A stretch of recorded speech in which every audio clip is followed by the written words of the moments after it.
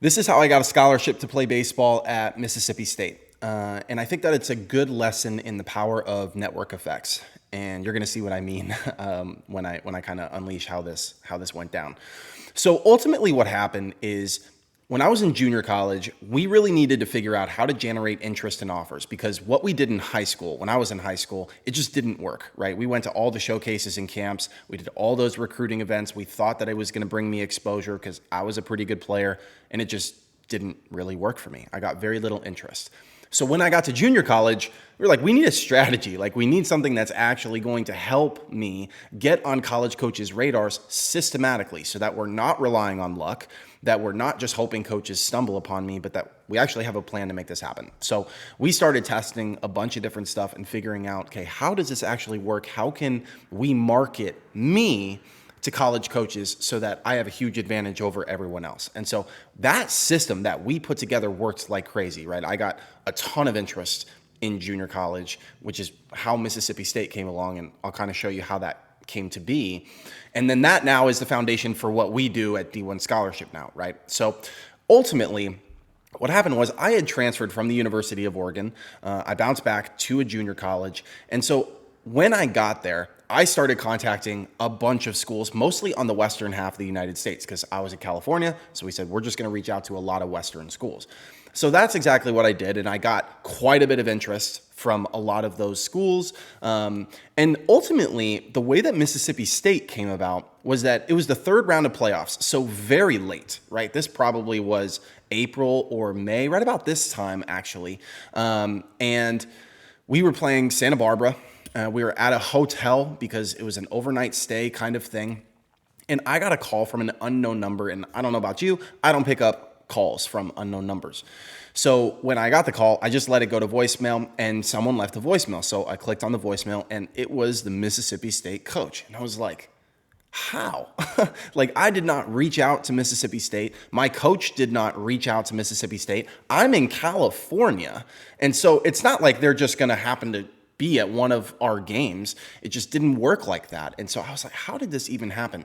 And I remember calling my dad after that happened and saying, should I even call him back? Like, and I know that sounds crazy to a lot of people. They're like, it's an SEC school, it's Mississippi State. Like, what do you mean, should you call them back? But to me, it really was a tough thing, right? It was a question for me because I was looking at a lot of academic schools. I also had some pretty big baseball schools at the time.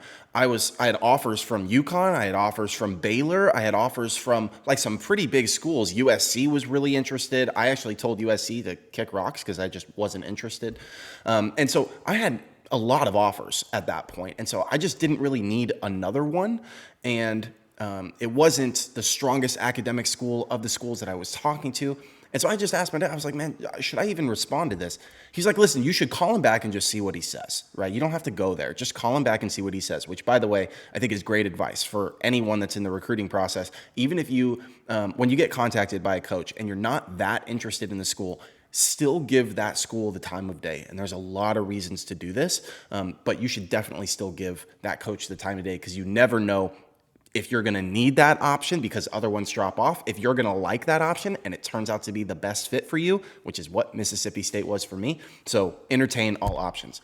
And so after that call with my dad, I called the Mississippi State coach back, and I really didn't know what to expect from that phone call.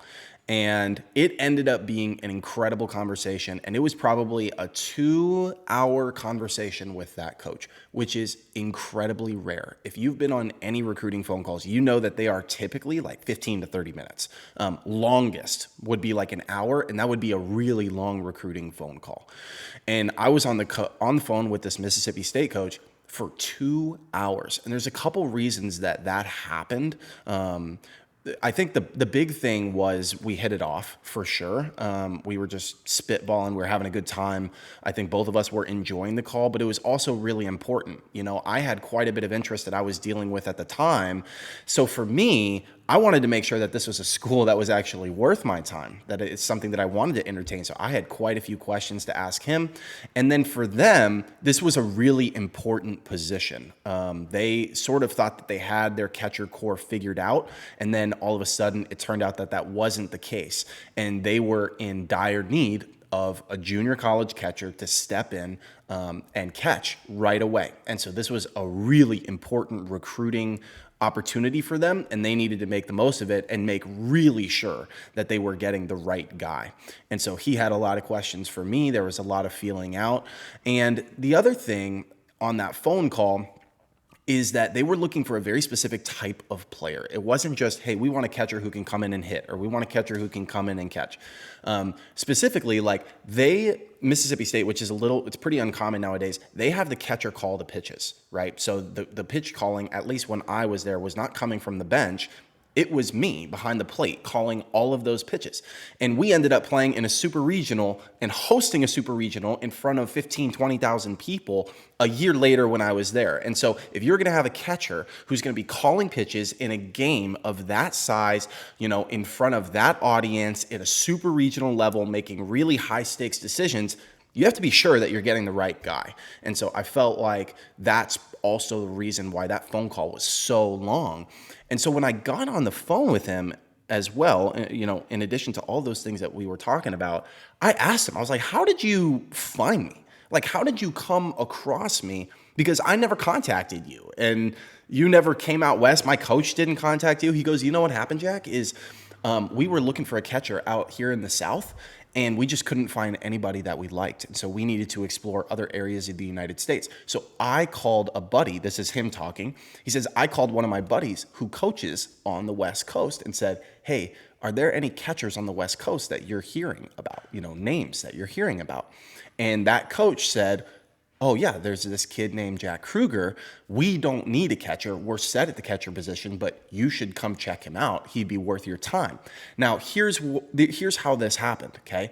The way that coach in California learned about me is because I had contacted that school. They were one of the schools that I had emailed, and they never responded. They showed zero interest in me because they didn't need a catcher. And so when I put yourself in my shoes for a second. When I sent an email to that California school and I didn't get a response, I just thought I wasted my time. I didn't get a response from them.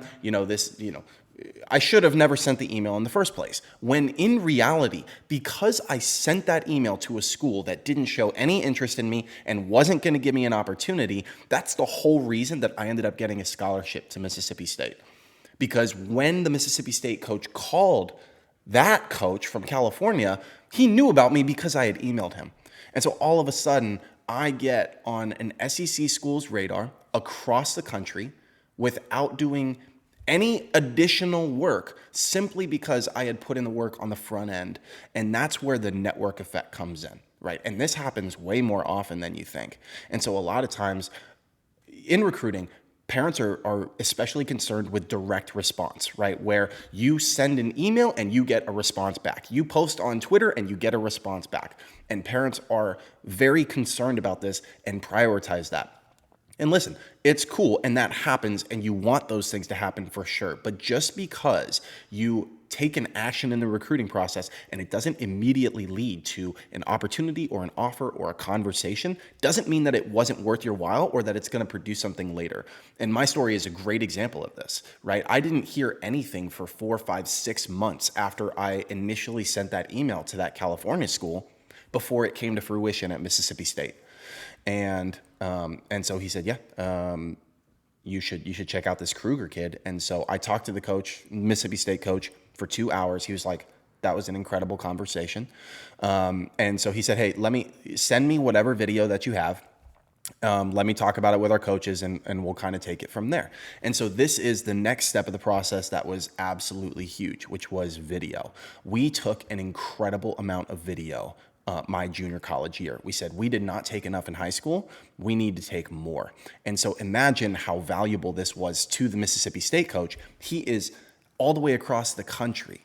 He can't come watch me play every single weekend. And yet, because we took an incredible amount of video, he was able to get a really good feel of the type of player that I was. And so that coach later told me, listen, we sat down in the film room and we watched video of you for like 2 or 3 hours. And we were just going through all of those videos and talking about them. We had them on the big screen. We were all sitting in there and we were like, is this the guy that we want to go after? And imagine if I only had 3 videos or 5 videos or 1 highlight video, like that conversation never happens. They're not sitting in a room together talking about me for 2 to 3 hours. They just watch the video. Maybe they email it or text it to their buddy, their coach, like, hey, do you also like this? I like this. It's not the same effect. It's not the same effect. And so they sat down, they watched all that video, and they said, yeah, you know what? This is a guy that we absolutely need to take a look at. And so I ended up getting another call from the coach. He said, listen, we're going to come out and watch you play. And so he flew all the way across the country to Northern California. We were playing in the state championship, and he came out to watch me then. And he watched 7 innings. He watched one game. It's not like he watched 2, 3, 4 games. He saw me multiple weekends. It didn't happen like that. He saw one game from me. I played pretty average. It's not like I overperformed, outperformed everybody. I had this amazing game. I hit a bunch of home runs. None of that happened.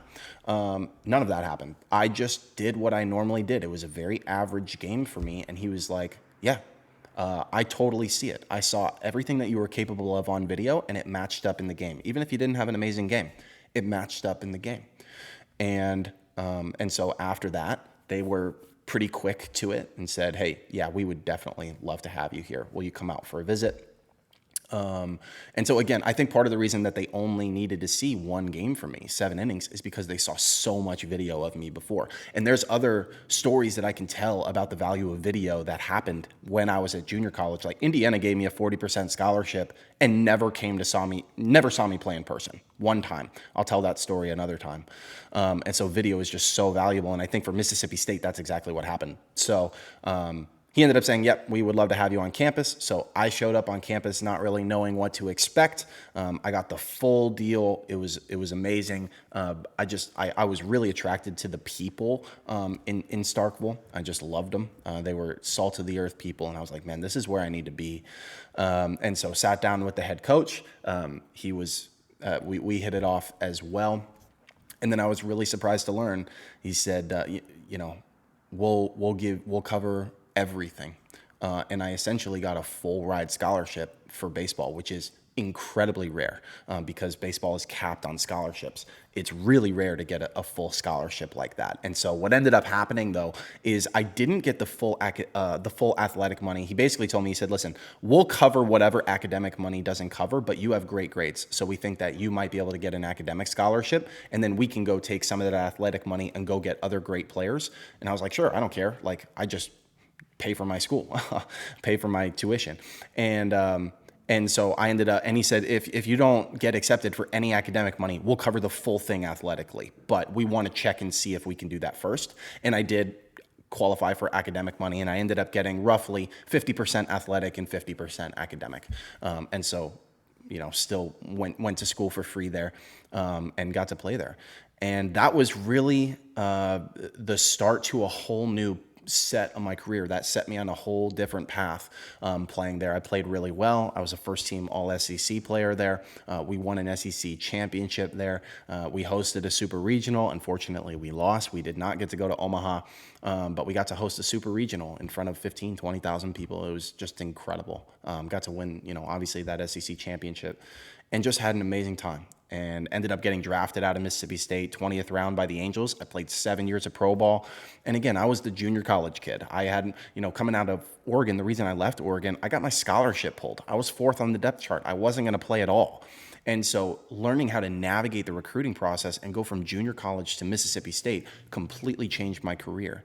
Because then I was in a totally different league. I was playing in the SEC. I performed well there in a very tough league, and that skyrocketed my draft status, and got on the radar of MLB scouts. And so I attribute a lot of my professional career to what happened in junior college when I was able to actually generate interest from college coaches and end up going on to Mississippi State. So anyway, that's the story of how I earned that scholarship at Mississippi State. There are other stories, I think, other schools and ways that I was able to generate interest that I'll share as well.